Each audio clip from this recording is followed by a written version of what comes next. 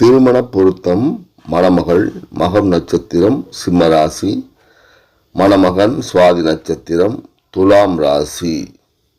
தினப்பொருத்தம் இருக்கிறது, கணப்பொருத்தம் இல்லை, மகேந்திர பொருத்தம் இல்லை, ஸ்ரீ தீர்க்க பொருத்தம் இல்லை, யோனி பொருத்தம் இருக்கிறது, ராசி பொருத்தம் இருக்கிறது, ராசி அதிபதி பொருத்தம் இல்லை, வசிய பொருத்தம் இல்லை, ரஜ்ஜு பொருத்தம் இருக்கிறது, வேதை பொருத்தம் இருக்கிறது, நாடி பொருத்தம் இருக்கிறது.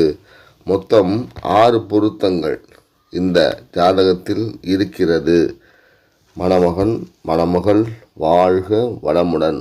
மறுபடி வேற ஒரு பதிவோடு வந்து உங்களை சந்திக்கிறேன். நன்றி, வணக்கம்.